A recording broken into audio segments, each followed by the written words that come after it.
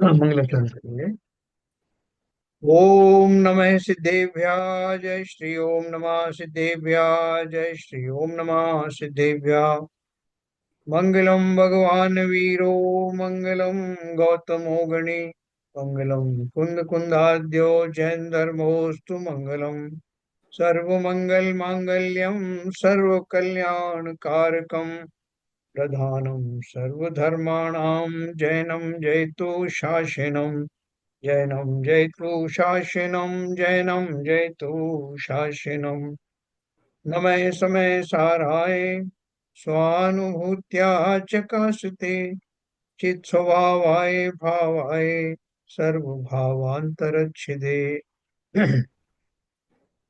अध्यात्म अमृत कलश के निर्जरा अधिकार में हमारा जो वर्तमान में विषय चल रहा है वो ये चल रहा है कि जिसे भोगना कहते हैं वास्तव में उसको भोगता कोई भी नहीं, लेकिन अज्ञानी ऐसा मानता है कि मैं उसे भोग रहा हूँ, और ज्ञानी को मालूम है कि भोगना किसे कहते हैं।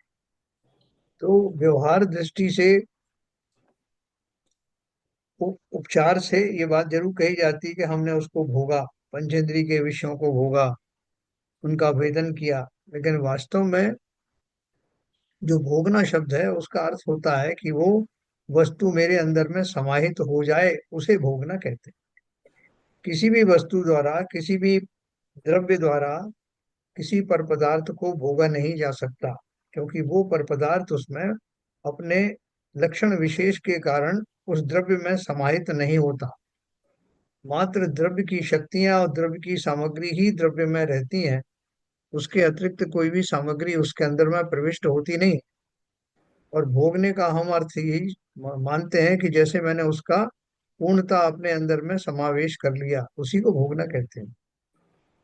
चाहे वो शरीरों का भोग हो, स्पर्शन इंद्रिय का भोग हो, रसना इंद्रिय का भोग हो, हाँ, चक्षु इंद्रिय का, जिन जिन के भी जो विषय है, उन भोगने का अर्थ ये नहीं जैसे मैंने कोई दृश्य देखा आंख से, तो देखा तो मतलब देखने तक ही सीमित है, मैंने उसे भोगा क्या? खाली मैंने उसका वेदन करके जो उसके प्रति राग मुझे उत्पन्न हुआ, उसमें खुश हुआ मैं या दुखी हुआ, वो सब जो है वो उस वेदन को मैं भोगना कहता हूँ। लेकिन वो टेम्परेरी है, वस्तु अपनी जगह है, वस्तु थोड़ी मेरे अंदर प्रविष्ट हो गई। जिस तरह अग्नि का पूरा साक्षात्कार दर्पण करता है, दर्पण कर सकता है, लेकिन किसी भी कीमत पर दर्पण में वो अग्नि समाहित नहीं हो सकती। दिखाई दे सकती है, अब वो स्वतंत्र रूप में बनी रहेगी, उसका दर्पण में प्रवेश वर्जित है, हो ही नहीं सकता। ठीक उसी प्रकार से मेरी पांचों इंद्रियों के द्वारा जो विषयों का वेदन होता है, वो विषयों का वेदन बिना उस द्रव्य को अपने अंदर में समाविष्ट किए ही होता है। और भोग का जो वास्तविक अर्थ है वो ये है कि वो द्रव्य मुझ में समाहित हो गया है, उसी को भोग कहते हैं। और ऐसा भोग वास्तव में कोई करता नहीं, खाली उपचार से ऐसा भोग भोग कहा जाता है। और ज्ञानी इस बात को भली भांति जानता है, इसलिए उन विषय वस्तुओं में वो मोहित नहीं होता, उनके प्रति उसको राग भाव नहीं होता। और अज्ञानी उनके प्रति होने वाले राग भाव का वेदन करके ये मानता है कि मैंने उन वस्तु को भोग लिया, और तदनुसार वो सुखी या दुखी होता। इसी बात को अपन और स्पष्ट रूप से अभी पढ़ रहे हैं, तो जितना आपको ये बात समझ में आए उतना अच्छा है। क्योंकि हम सबको ज्ञानी तो बनना ही बनना है, और ज्ञानी बनने से पहले भी हम जो वृथा की सुख और दुख का वेदन करते हैं, वो वास्तव में उसका स्वरूप क्या है, हम मात्र अपना राग द्वेष का ही वेदन करते हैं। ये बात स्पष्ट रूप से अगर हमें ज्ञात हो जाए, तो हमारे वो संसार से विरक्ति होना, उदासीन होना बहुत अधिक संभव हो जाएगा। सर, देखो। यहाँ पर एक प्रश्न उठता है। हाँ बोलो। ये आपने भोगने के बारे में जो उसकी जो आध्यात्मिक डेफिनेशन बताई वो ठीक है, समझ में आती है। जी। तो अब इसमें दो स्थिति बनती है।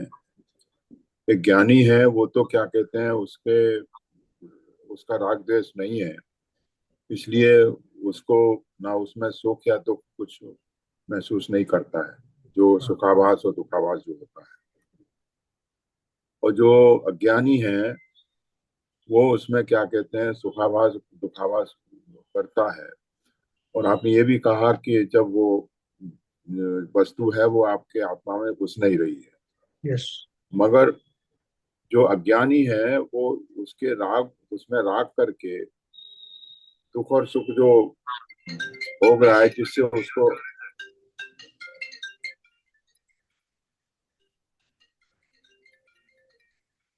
जो कल्पना कर वो रहा है।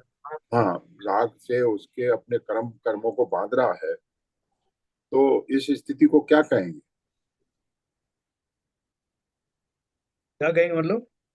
मतलब इसको किस कैटेगरी में डालें? और ये यही तो बेसिक चीज है जिससे कर्म बंद होते हैं, क्रमवश, नहीं नहीं, इच्छातु के वश। कर्म बंद गए, मगर हाँ। इसको किस कैटेगरी में डालेंगे? भोगना नहीं कहेंगे तो किस हाँ, क्या कहेंगे इसको? इसको खाली ये कहेंगे कि मैंने उसका अनुभव किया, क्योंकि ज्ञान में हूँ। नहीं मैं नहीं, ज्ञान अज्ञानी हूँ। की बात हो रही है। अज्ञानी मैं। हाँ। ज्ञानी ने तो उसके ज्ञान में आया, हाँ, उसने उसमें कोई राग द्वेष नहीं किया, बराबर। हाँ। और वो समता में रहा, हाँ। और जैसा था उसने जो भी उसके साथ क्रियाकलाप किए वो उसके बिना राग द्वेष के किए, हाँ। और वो उसके कर्म बंद नहीं हुए। हाँ, ये बात बिल्कुल। समझ में आ गई। हाँ। ज्ञानी ने उसमें राग द्वेष किया, हाँ, और राग द्वेष करने से क्या कहते हैं, वो उसके बंद होगा। कर्म बंद हुए। हाँ। मगर इस जो स्थिति है, अगर औपचारिक रूप से आप कहते हो इसको भोगना कहते हैं, औपचारिक रूप से इसको भोगना कहा है, हाँ। ठीक है। मगर ये आध्यात्मिक दृष्टि से इसको क्या डेफिनेशन दी जाएगी इस स्थिति को? कोई डेफिनेशन है क्या उसमें अपने शास्त्रों में? अच्छा, भोग भोग की जगह पर क्या शब्द उसके लिए इस्तेमाल किया जाए, आपका ये या कहना है? या हाँ। तो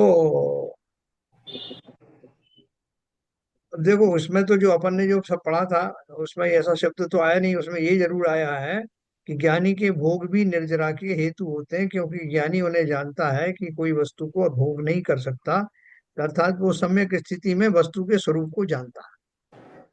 यही शब्द सब जगह दिए हैं। बाकी वो भोग के जगह पे क्या उसको मानता है, वो उसको संयोग ही मानता है।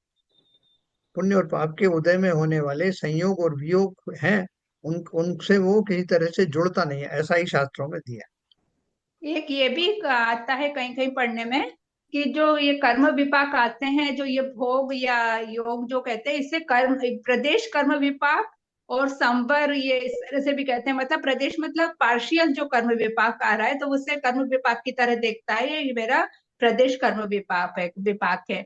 और जो पूरी तरह से आता है तो वो उसी तरह से देखता है, उसमें वहां पे भोग का वर्ड यूज नहीं कर रहे हैं, वहां है। हाँ। ऐसा बोला है उन्होंने, हाँ, प्रेक्षक ध्यान में ऐसा।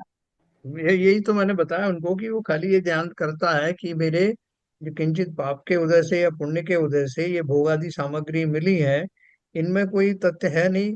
उन दशाओं से होकर सीधे गुजर जाना है, बिना उनमें राग द्वेष किए हुए। ये तो तो वो ये तो ये बिल्कुल स्पष्ट हो गई, इसमें कोई डाउट नहीं। नाम अलग से कुछ नहीं है कि वही उन घटनाओं को जिनमें वो इस तरह के सो कॉल्ड भोगों से होके गुजरता है, उन उनको का नाम क्या देता है? आपका यही प्रश्न है ना? जी हाँ, जी हाँ। वो ऐसा नाम कहीं कुछ बताया नहीं है। तो उसको इसलिए बोलते हैं कि वो कर्म के उदय में होने वाली जो घटनाएं हैं, जिनमें कुछ घटनाएं ऐसी होती हैं जैसे सामान्य जन इष्ट घटनाएं कहते हैं, कुछ घटनाएं होती हैं उन्हें जो है अनिष्ट घटनाएं कहते हैं या अनुकूल प्रतिकूल कहते हैं। वो अनुकूल प्रतिकूलता की जो घटनाएं हैं वो पाप और पुण्य के उदय में घटित हो रही हैं, ऐसा वो मानता हाँ, बस उसमें यही लिखा है हमारे प्रेक्षा ध्यान में भी कि है जी। कर्म विपाक की अनुकूलता या प्रतिकूलता है। बस। बस वो है। चलिए ठीक है, ओके। हम्म। तो आगे चलेंगे अपन।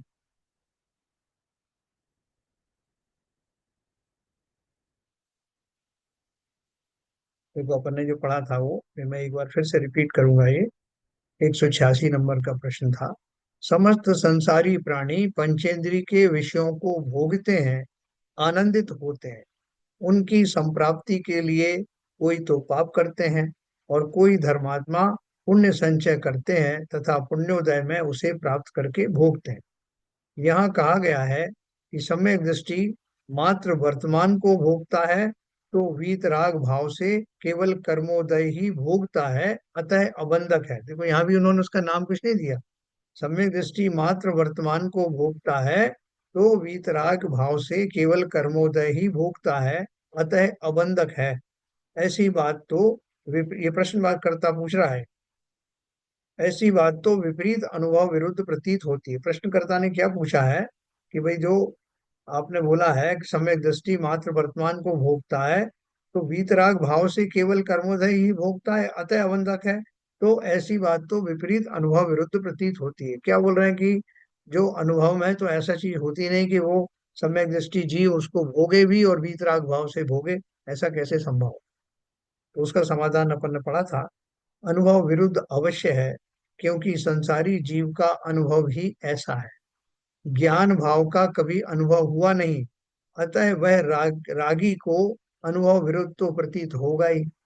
तथापि अपन कहते हैं ना, आप साहब क्या बात कर रहे हो, हमको तो इतना आनंद आया, भोजन करने में आनंद आया, हमें जो है इत्र सूंघने में आनंद आया, हमें कानों में इतना मधुर संगीत सुनने में आनंद आया, आंखों से देखने में दृश्य इतना आनंद आया, और आप बोलते हो कि वो कुछ आनंद वृथा की कल्पना है अच्छे बुरे की। तो अज्ञानी तो कभी इस बात को स्वीकार करेगा नहीं, वो आपको 10 प्रश्न खड़े कर देगा।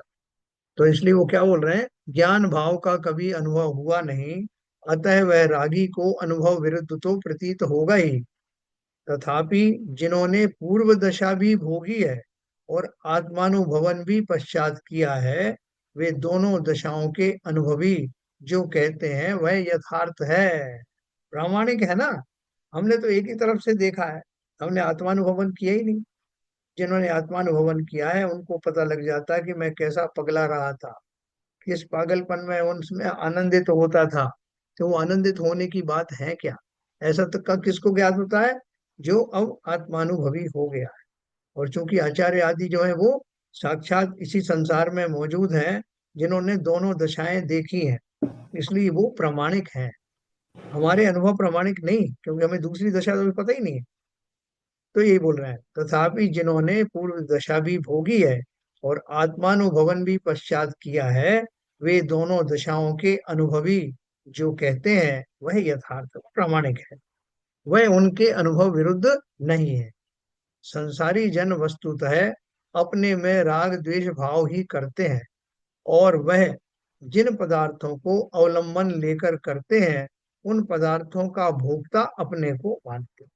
है ना, मैंने आपको कल उदाहरण दिए थे बहुत सारे, कि जैसे किसी ने माना कि इस धन धन के कारण से मैं मुझे बहुत सारा अच्छा मिलता है, या भोजन है, भोजन के आलम्बन से वो अपने आप को सुखी महसूस करता है, लेकिन वो भोजन उसके अंदर में भोजन के प्रति होने वाले राग का ही आनंद लेता है।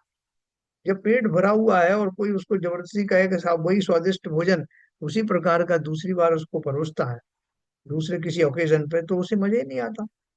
बोले आप तो साहब उस दिन बड़ी प्रशंसा कर रहे थे भोजन की, इतना बड़ा है, बोले आज तो मुझे कुछ आनंद ही नहीं आया। तो वास्तव में क्यों नहीं आया, कि उसका जो भूख रूपी क्षुधा रूपी जो राग था, वो राग उस दिन नहीं था, इसलिए भोजन के प्रति आकर्षण नहीं होने से वही भोजन जब रसना इंद्री के थ्रू गुजारा गया, तो उसको वैसा आनंद आया नहीं।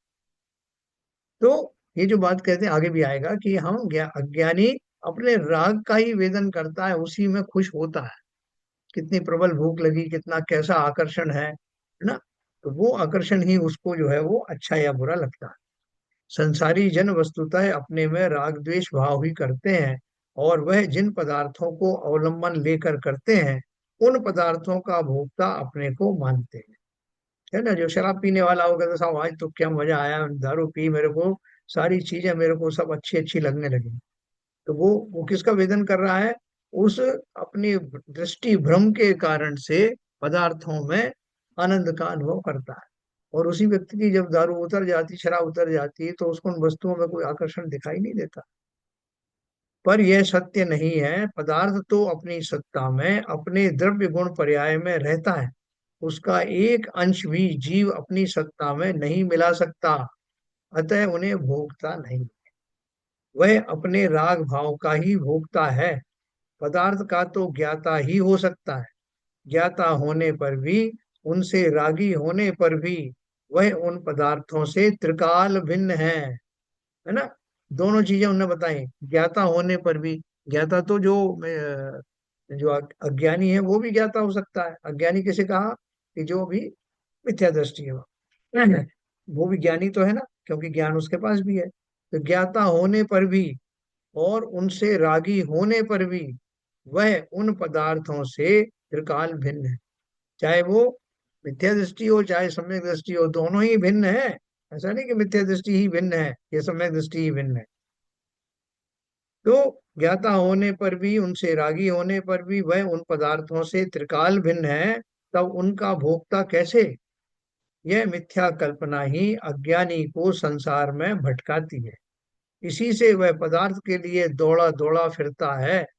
सम्यक्ति ज्ञानी वस्तु स्वभाव जानता है, अतः भटकता नहीं, संतोष भाव रखता है ना। कुत्ते का मैंने कल आपको उदाहरण दिया था कि उसको कोई दूर पड़ा हुआ कोई पदार्थ दिखता है और दौड़ के उसकी तरफ जाता है।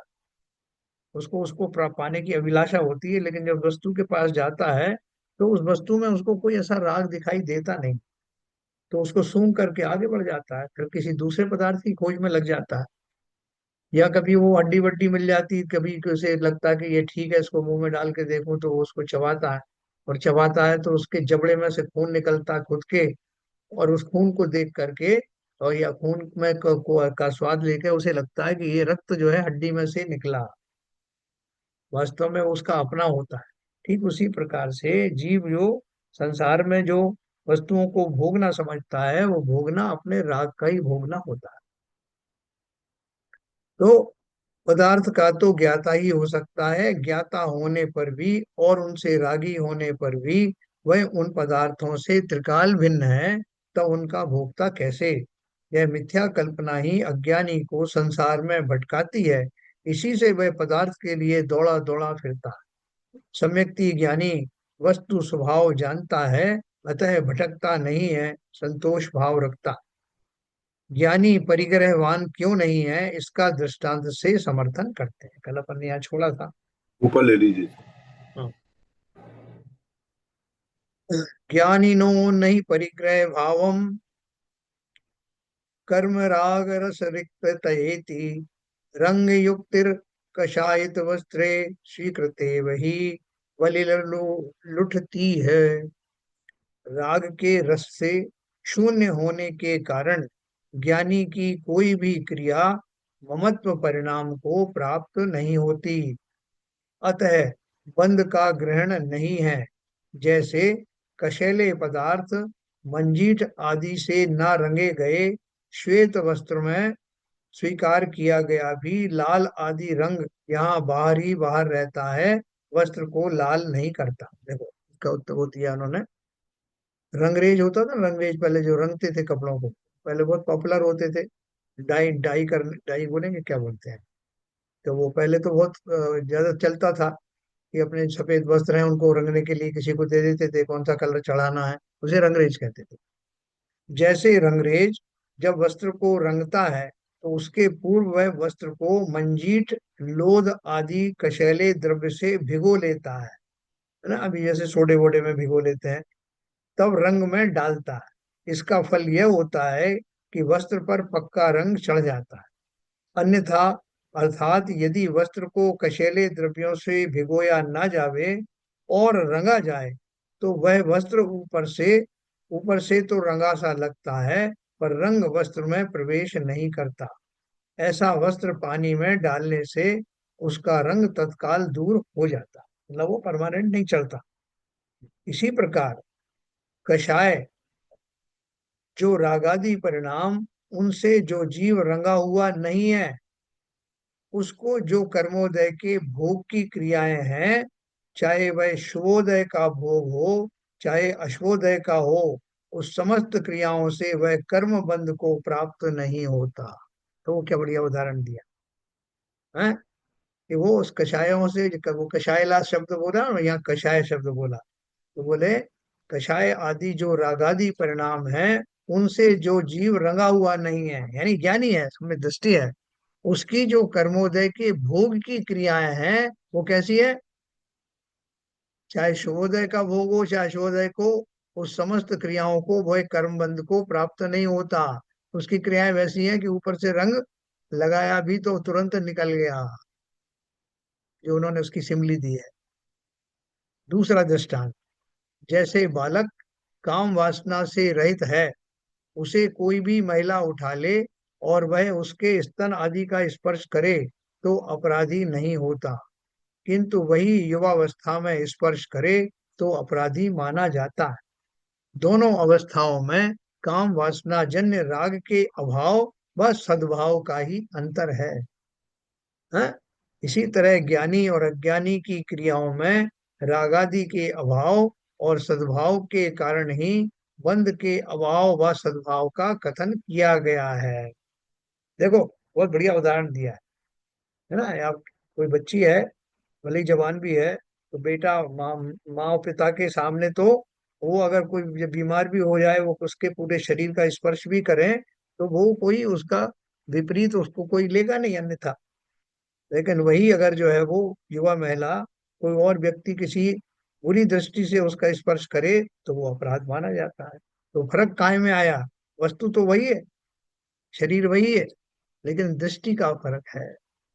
तो यही उन्होंने बोला कि दोनों अवस्थाओं में काम वासना जन्य राग के अभाव व सद्भाव का अंतर है।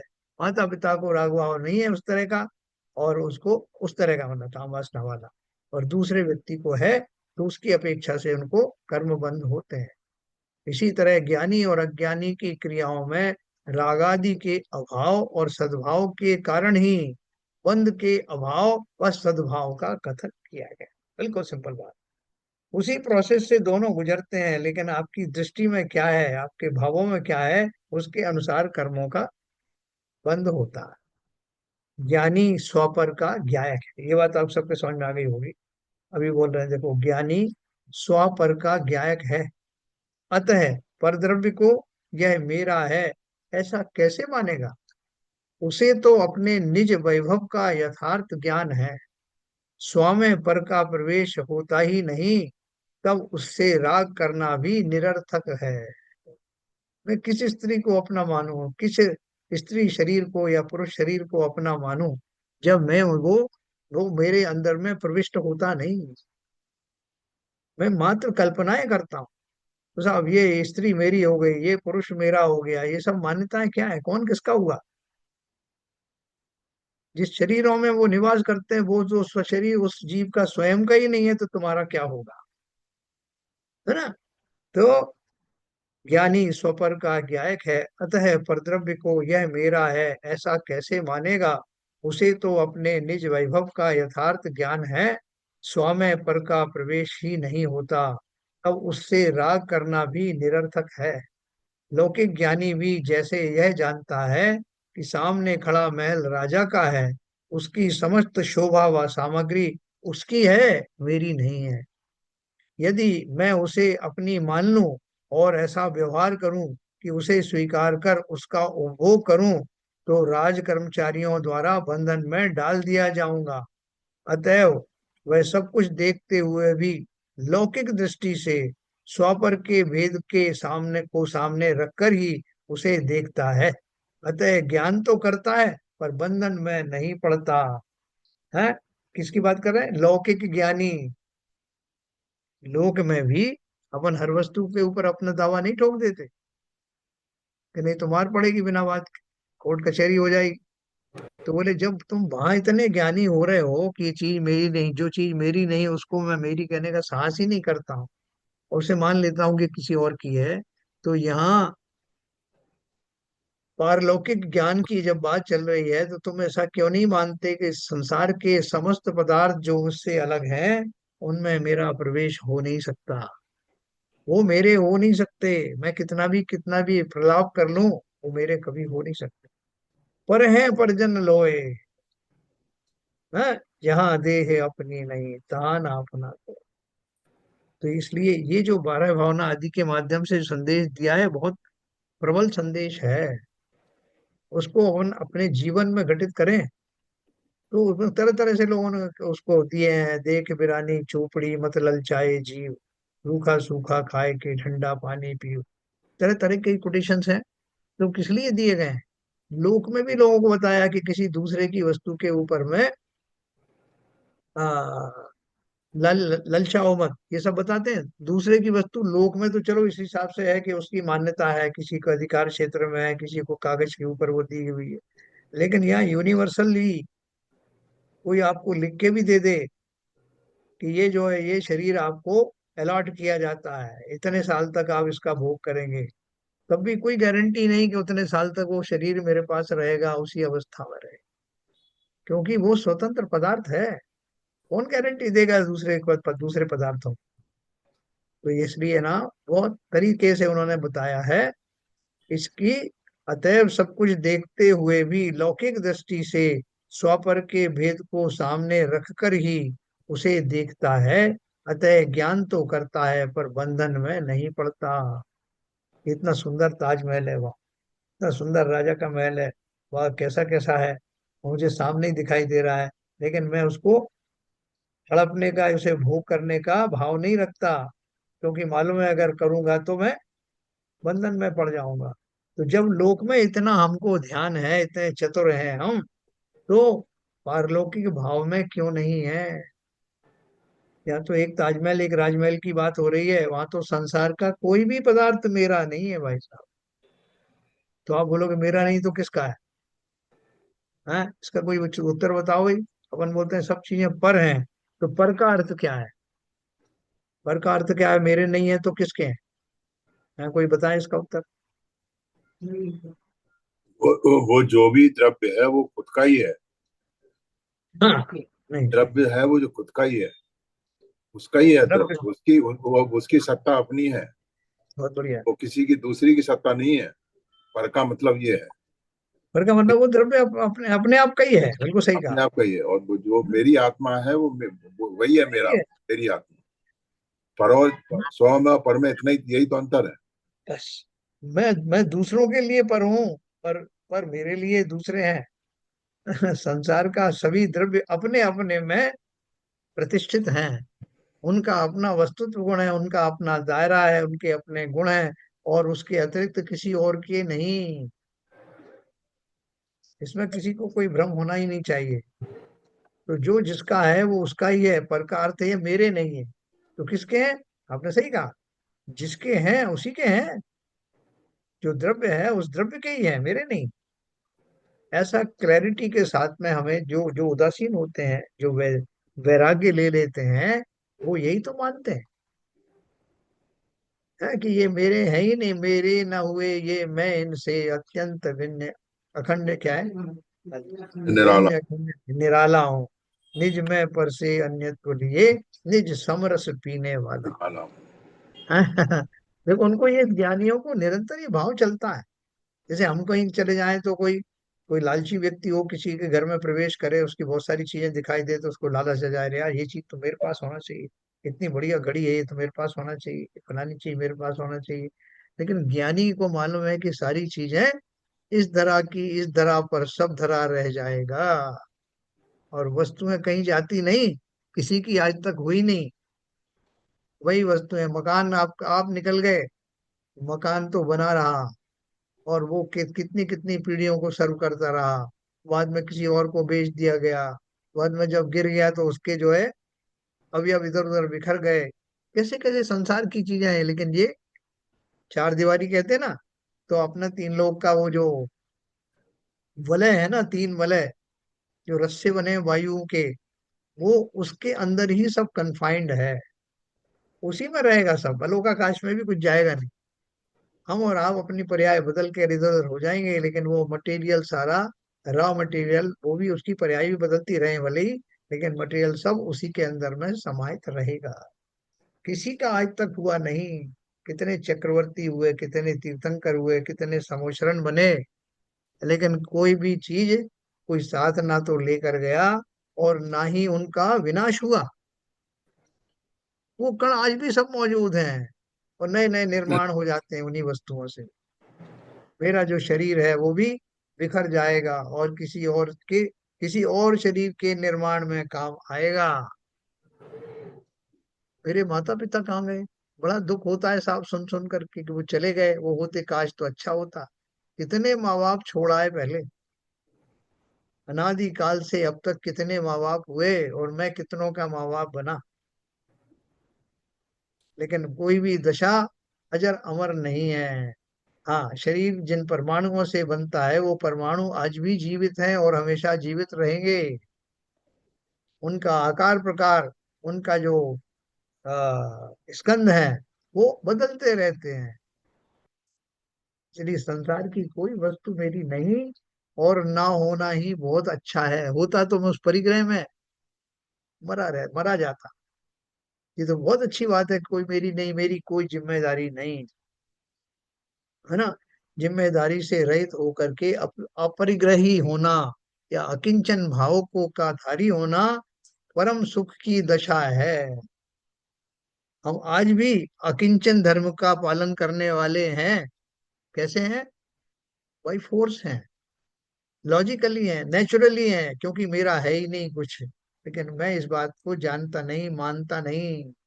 आज भी मेरा कुछ नहीं, ये तो हकीकत है। लेकिन जो इस बात पर मानते हैं, विश्वास करते हैं, वो वास्तव में अकिंचन धर्म के धनी हैं। जो नहीं मानते, वो बिना बात के फंसे हुए हैं। तो तो बहुत उत्तम टॉपिक चल रहा है ये हमारी प्रैक्टिकल लाइफ में हमारा पूरा आमूल चूल परिवर्तन करने में समर्थ है। इस भाव को निरंतर करना कि संसार में मेरा कुछ नहीं। और अभी देख लो, जो आंखें बंद होने के बाद में सारा संसार समाप्त हो गया। कौन आपका क्या ले गया, किसने आपकी किताबें हटा ली, किसने आपके वस्त्र फेंक दिए, आपको क्या पता। अभी तो बहुत हाय हाय करते हैं, जिसे मैं नहीं जाने दूंगा, ये तो मेरे जान से प्यारा है, ये प्रॉपर्टी उसको नहीं दूंगा, उसका कैसे कब्जा हो गया। इतनी बातें सोच सोच कर, और आंखें बंद हुई, और आप समाप्त हो गया पूरा इस पर्याय का। और साथ में जो ले गए, जो राग देश रूप परिणाम ले गए, उसकी गठरी बांध कर ले गए, और भोगते रहे उसे अनंत काल तक। इतना ज्ञानी होने के बाद भी, इतने ज्ञानी तो हम सब हो गए ना, फिर भी हमारा राग छूटता नहीं है, द्वेष छूटता नहीं है। उनकी दिशा और दशा भी नहीं बदलती कि किंचित कम हो जाए, बीच बीच में ये भाव आ जाए। तो क्या लाभ हुआ? इतने हमारे पूजन पाठ और ये सब से, धार्मिक क्रियाओं से मैंने क्या अचीव किया? मेरे भाव वैसे के वैसे हैं। मैं वैसा ही दुष्ट हूँ, वैसा ही परिग्रही हूँ, वैसा ही लोभी हूँ। इस बात की हमें बार बार चिंतन होना चाहिए, विश्लेषण होना चाहिए। और जितना जितना इस भाव से निकलूंगा, उतना उतना हारहीन हल्कापना अभी से महसूस होना शुरू हो जाए। तो देखिए, अपन बात कर रहे थे,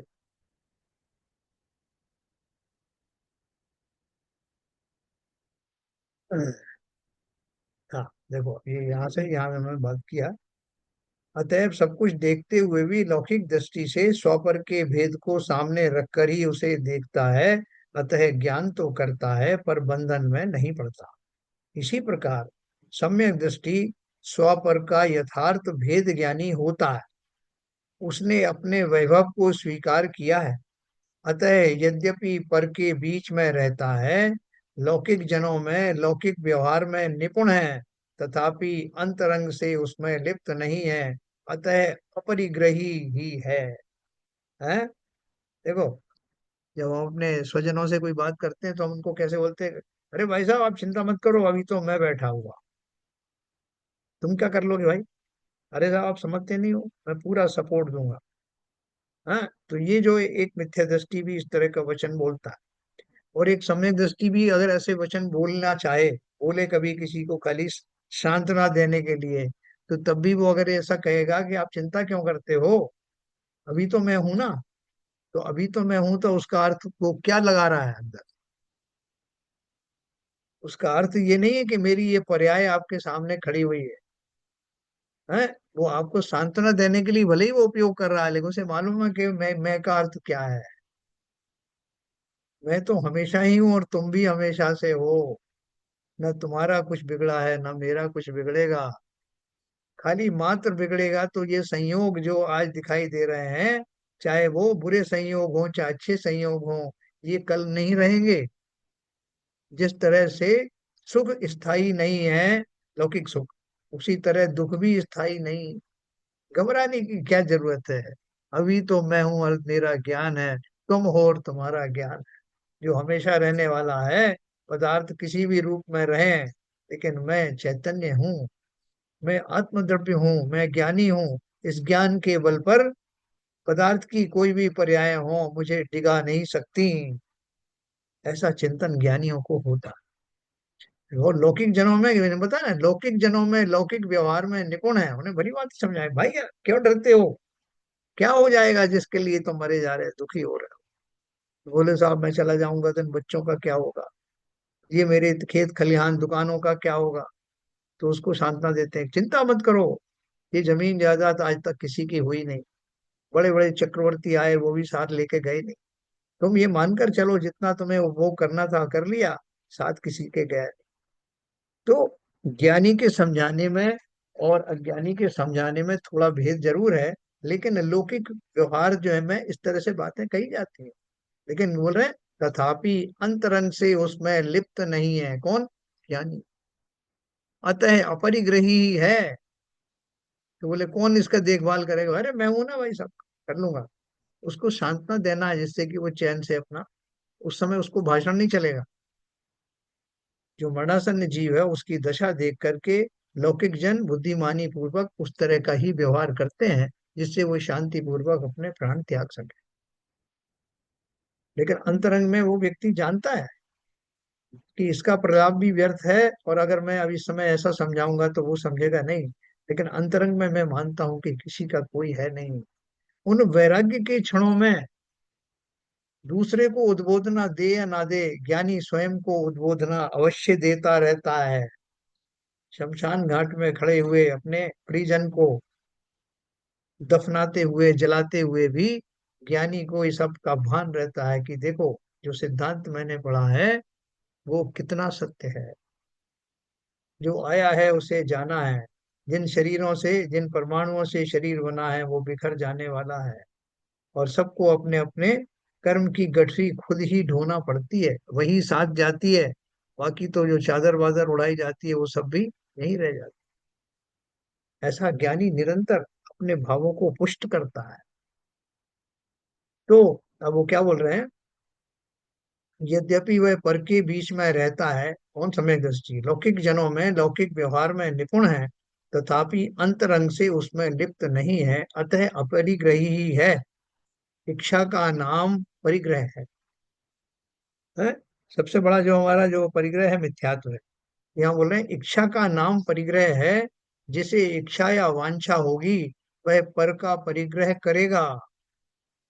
मिथ्यात्व अंधकार की भूमिका से जो दूर हो गया है, आत्म प्रकाश जिसका जग गया है, वह भूल कर भी पर में नहीं रमता, वह पर के मध्य में क्रिया करता हुआ भी पर को स्वीकारता नहीं है। हैं? ये खेलते हैं ना बच्चे, गुड्डे गुड़िया खेलते हैं बचपन में, और अपन भी देखते हैं उनको खेलते हुए देखते हैं, तो अपन हाँ ठीक है ठीक है ठीक है, वो गुड्डे गुड़ियों का शादी ब्याह करते हैं, सब कुछ करते हैं। लेकिन वो ये सब जानते हैं कि ये बचपन के खेल आदि हैं। उसी तरह से बड़े होकर भी जो हम कुछ खेल करते हैं वो सब खेल कैसे हैं, कि वो उनसे मेरा वास्तविकता से कोई दूर दूर तक नाता नहीं। ऐसा जान करके बोल रहे हैं मिथ्यात्व अंधकार की भूमिका से जो दूर हो गया है, आत्म प्रकाश जिसका जग गया है, वह भूल कर भी पर में नहीं रमता, वह पर के मध्य में क्रिया करता हुआ भी पर को स्वीकारता नहीं। मुनीम, सेठ मुनीम की भूमिका में रहता है। ये मेरी पत्नी है, ये मेरा पति है, ये मेरे माता हैं, पिता हैं, पुत्र हैं, उन सब का पालन पोषण करता हुआ भी निरपेक्ष भाव से उस पर्याय को निकाल देता है। क्या ये संभव है? हम और आप तो कहेंगे साहब ये तो संभव नहीं, ऐसे कैसे हो सकता है कि मेरे साथ रहें, मैं परिजनों के साथ रहूं और मैं रागी द्वेषी ना हूं, ये तो असंभव है। लेकिन असंभव है क्या, हमारे पास कितनी ऐसी घटनाएं हैं, भरत चक्रवर्ती आदि की घटनाएं, भले ही वो हमारे पराकाष्ठा वाले जो जीव थे, लेकिन उनके लगभग होने वाले बहुत सारे जीव ऐसे हैं कि जब तक गृहस्थी में उनको रहना पड़ा मजबूरी में, जिस भी दशा में रहना, तब भी वो उसी तरह से विरागी बनकर रहे। और जब वैराग्य का पैमाना पूरा भर गया, आकंठ डूब गए, तो वहां से गृहस्थी से निकल आए ना, ये हमारे सामने। जैसे पत्थर चाहे बरसों से पानी के मध्य में पड़ा हुआ हो, पत्थर पर शैवाल भी जम जाए, शैवाल बना काई, तथापि उसे हथौड़े से फोड़ने पर भीतर सूखा ही निकलता है। उसने पानी के भीतर रहकर भी पानी को स्वीकार नहीं किया, पानी उसके बाहर ही बाहर रहा। देखो कितनी अच्छी उदाहरण है। इसी प्रकार ज्ञानी पुरुष संसार के समस्त सुख दुखोत्पादक सामग्री के बीच में रहता है, उनका कर्मोदय के वश से उपभोग भी करता है, तथापि अंतरंग विरागता के कारण उन पदार्थों के राग की आर्द्रता उसके भीतर प्रवेश नहीं करती, वह उससे सूखा ही निकलता है। यही कारण है कि उसे अपरिग्रही, निर्बंधक, अबंधक आदि शब्दों द्वारा आचार्य ने संबोधित किया है। पत्नी ने बहुत सेवा करी, पूरे जीवन भर सेवा करी, और वो पत्नी से कहता भी रहा कि तुमने इतना सारा मेरे लिए किया है, मैं इसका चुकारा कैसे करूंगा, और मैं तुम्हारे बिना रह नहीं सकता, और तुम चली जाओगी तो मेरा क्या होगा, ये सब शब्द कहता है। लेकिन ज्ञानी है, तो ज्ञानी, अब उसका बिछोह हो गया, एक दिन पत्नी का देहावसान हो गया,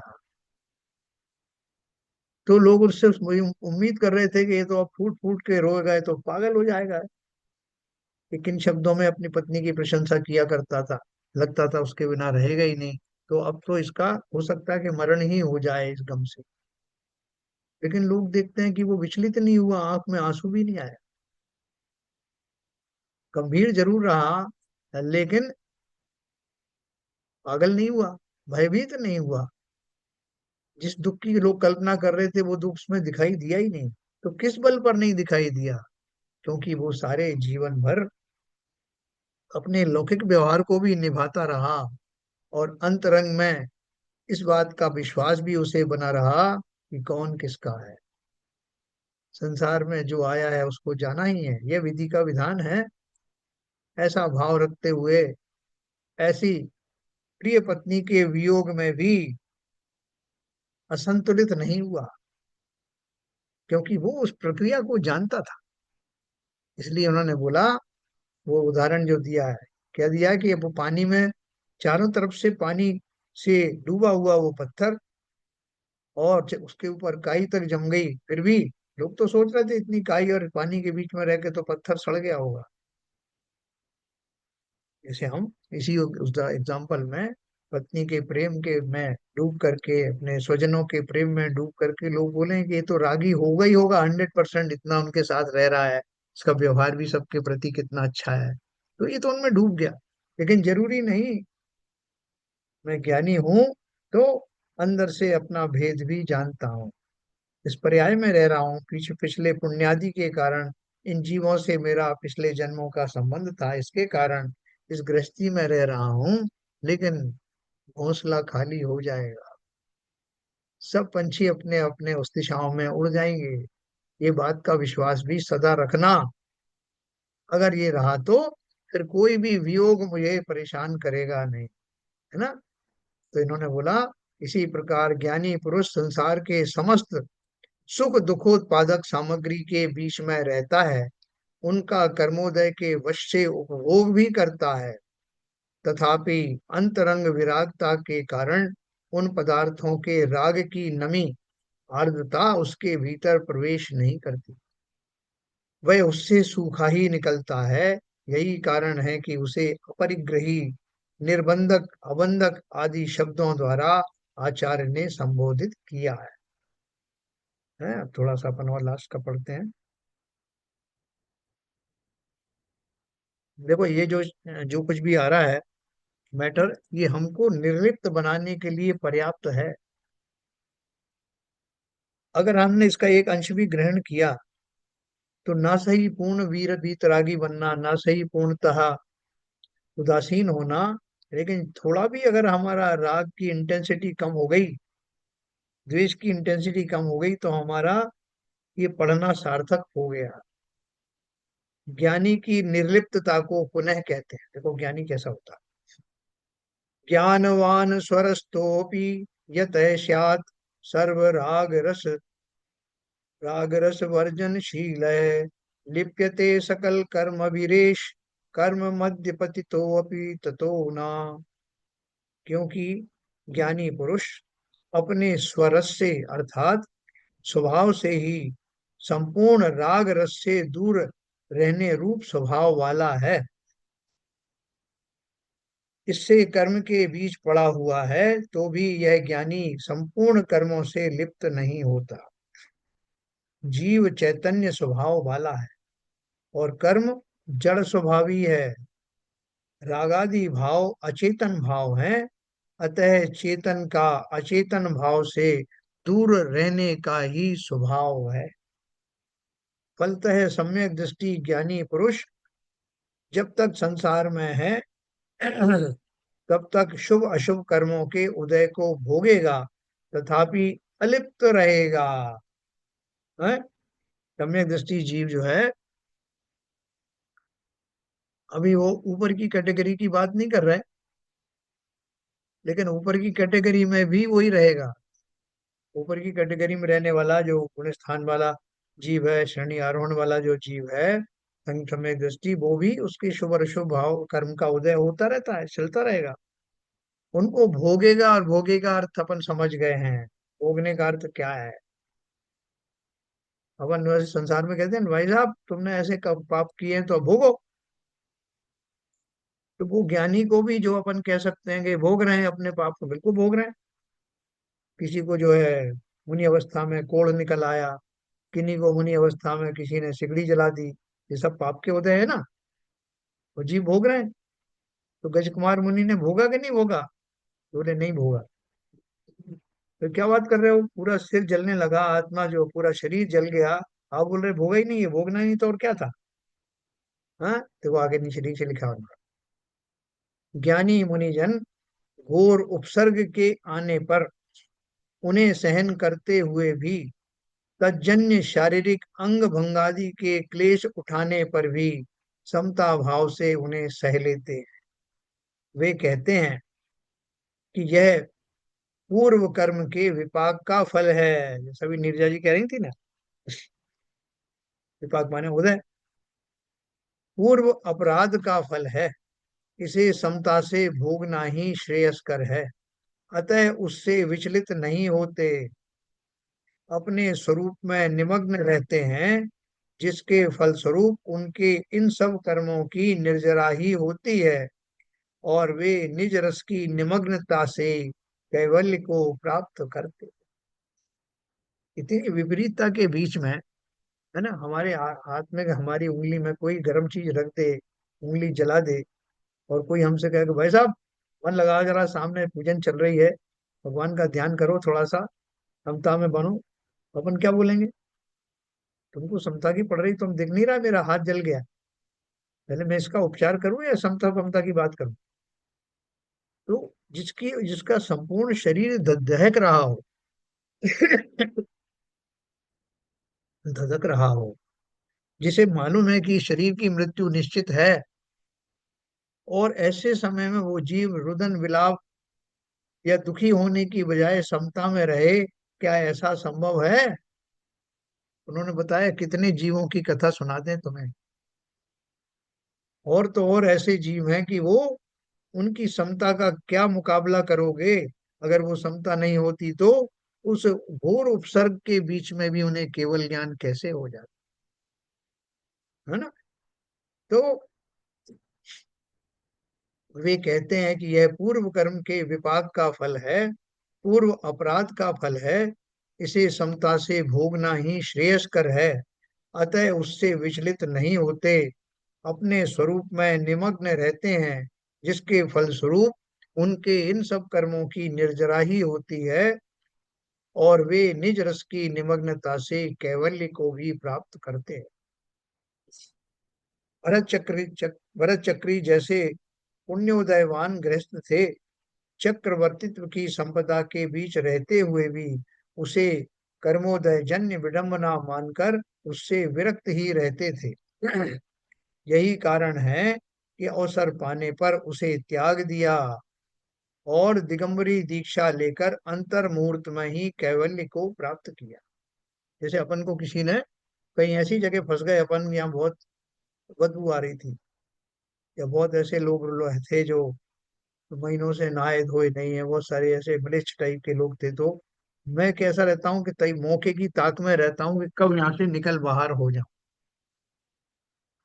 हैं? मैं उस सड़ांध को, उस दुर्गंध को मैं एंजॉय थोड़ी कर रहा हूँ। मैं तो वहां से निकलने की कोशिश में हूँ निरंतर। इसी तरह से ज्ञानी, वो विषयों की गंध को, विषयों की कीचड़ में फंसे नहीं रहना चाहते, निकलना चाहते हैं। जब बिल्कुल तैयारी हो जाती है तो अपना पुरुष इकट्ठा कर लेते हैं, अपना संकल्प दृढ़ कर लेते हैं, तो एक दिन उस जाल से निकल बाहर होते हैं।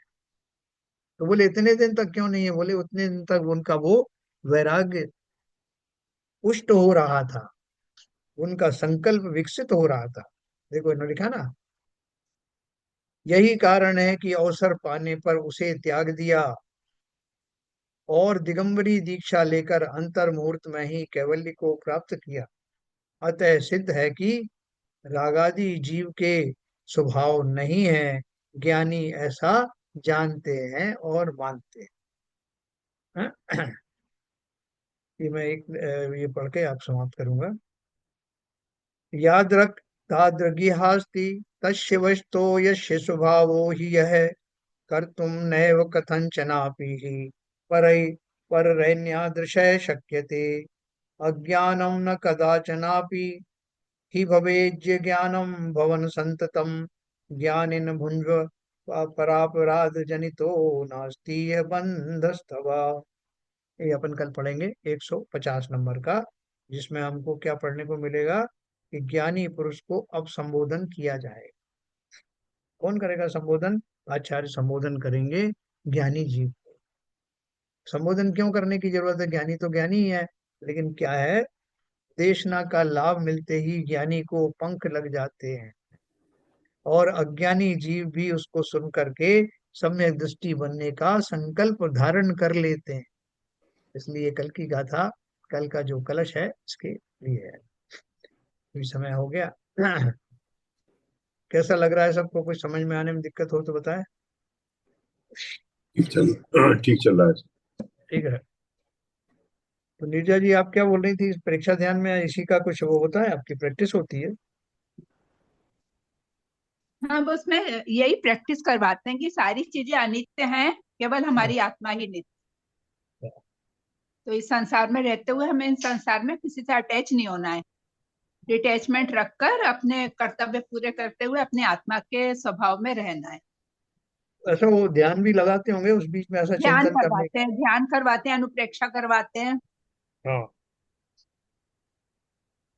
एक बार यहाँ भी किया था हम लोगों ने, लेकिन वो एक ही क्लास अटेंड की थी, और शायद हम्म। उसका और व्यापक रूप होगा तो और अच्छा लगेगा। तो हम लोग चलिए जो साहब। पढ़ रहे हैं उसका चिंतन करें बार बार, तो वो ही अनुप्रेक्षा है। बराबर बराबर बराबर। तो वो भावना हमें का। वो अपने आप से ही करना होगी। कोई करवाए, कितना करवाएगा? करना अल्टीमेटली अपने आप को ही है। जब हम इतना स्वाध्याय कर रहे हैं, इतना आत्मा का पढ़ रहे हैं, तो उसका चिंतन हमें अपने आप ही करना चाहिए। बहुत सही बात कही आप। तो उसमें कोई उसका विशेष जो है विधि है आत्मा के चिंतन करने के लिए, आत्मा का ध्यान में चिंतन बैठने? करने के लिए बस एक ही बात है कि अपन पहले रिलैक्स होना चाहिए। थोड़ी देर के लिए बिल्कुल रिलैक्स हो जाना चाहिए कि अपनी बॉडी को ढीला छोड़ दिया, जैसे बॉडी है नहीं। और उसके हम्म, बाद जैसे सबकॉन्शियस माइंड हमारा जाग जाता है, जब तक कॉन्शियस माइंड अलर्ट है, जब तक सबकॉन्शियस माइंड स्लीपिंग रहता है। जब हम हम्म। रिलैक्स हो जाते हैं तो हमारा सबको उस समय अनुचिंतन करना चाहिए, चिंतन करना चाहिए, आत्मा के स्वभाव का विचार करना चाहिए, जिससे कि वो हमारे सबकॉन्शियस माइंड में जाएगा तो वो फलित हो जाएगा। बहुत बढ़िया। तो कभी अपन इसका फिर से एक एक आयोजन एक बार किया था, तो एक थोड़ा सा डेमो जो है, नीरजा जी हैं, सरिता जी हैं, और जी। वो आपके जो गुरु हैं, उन सबको जी। लेकर के एक अपन सेशन यहाँ पे रखेंगे जी। ना। तो देखते हैं कब ये पॉसिबल है, मगर ये करना जरूरी है क्योंकि वास्तव में यही प्रैक्टिकल है। हाँ, क्योंकि स्वाध्याय भी जरूरी है। मतलब ज्ञान और ध्यान दोनों चाहिए। ज्ञान होगा तभी हम ध्यान में लाएंगे अपने चिंतन को। और हर टाइम चिंतन भी नहीं कर सकते, तो ज्ञान भी होना जरूरी है, स्वाध्याय करना भी जरूरी है। तो दोनों चीजें जरूरी है। सही बात। क्या सीवी साहब, फिर से कभी ऑर्गेनाइज कर सकते हैं अपन इसको? कर सकते तो चलिए अपन इसको, हाँ, जो भी कभी पॉसिबल होगा अपन करेंगे। और तब तक ये जो है अपन क्रम अपना चल रहा है, मेरे ख्याल से अच्छा है। और ऐसे ही सब इंटरेक्टिव उसमें करते रहेंगे तो बहुत लाभान्वित होंगे। अभी समय हो गया। संजय प्रकाश जी जिनवाणी स्तुति करें। माता तू दया करके करे मुँह से छुड़ा देना, इतनी सी विनय तुम्हें से चरणों में जगह देना। माता में भटका हूँ माया के अंधेरे में, कोई नहीं मेरा है इस कर्म के रेले में, कोई नहीं मेरा है तुम्हें धीरे बंधा देना। माता तू दया करके करे मुँह से छुड़ा देना, जीवन के चौराहे पर मैं सोच रहा कब से, जाऊं तो किधर जाऊं यह पूछ रहा मन से, पथ भूल गया हूँ मैं तुम्हें राह दिखा देना। माता तू दया करके करे मुँह से छुड़ा देना, लाखों को उबारा है मुझे को भी उबारो तुम, मझधार में नैया है इसको भी तिरा दो तुम, मझधार में अटका हूँ उसे पार लगा देना। माता तू दया करके करे मुँह से छुड़ा देना, इतनी सी विनय तुमसे चरणों में जगा देना। जिनवाणी माता की जय।